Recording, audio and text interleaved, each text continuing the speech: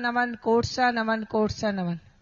हे गुरुवर, मेरी जिज्ञासा है कि सुख दुख कर्मों का फल है। किसी के जीवन में सुख दुख कर्मों का फल है।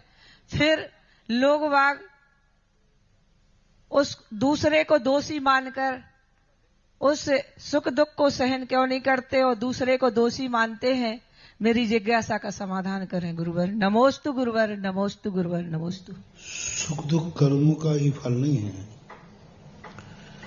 सुख दुख हमारी करनी का फल है। कर्म तो एक बीच में आ जाता है। हम किसी को दुख देते हैं, हमें दुखी होना पड़ता है।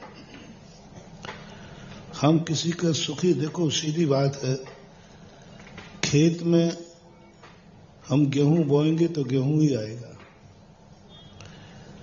हमें जो चाहिए है वह बांटो। हमें सुख चाहिए है तो सुख बांटो। हमें दुख चाहिए है तो दुख बांटो। धन चाहिए है तो धन बांटो।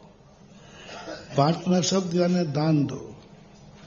हमें सुख चाहिए है तो दूसरों को सुख का दान दो। हमें धन चाहिए तो धन का दान दो। हमें निरोगता चाहिए तो औषधि दान दो। हमें निर्भयता चाहिए तो अभय दान दो। जो तुम बांटोगे वही तुम्हारी जिंदगी में फसल आएगी। तुम दुनिया को दुख बांटोगे, दुख आएगा।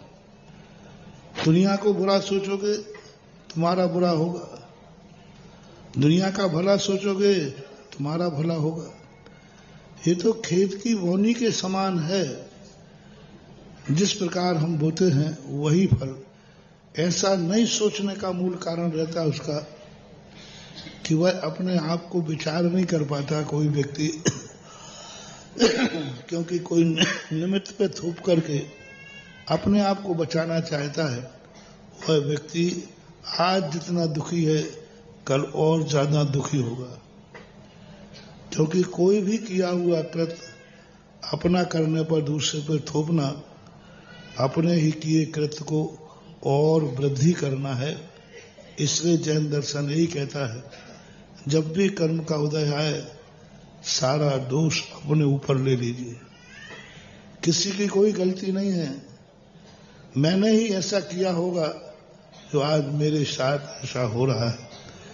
ये जो चिंतन है यही शांति है, यही जीवन का लक्ष्य हो और इसी में हम दुख से छुटकारा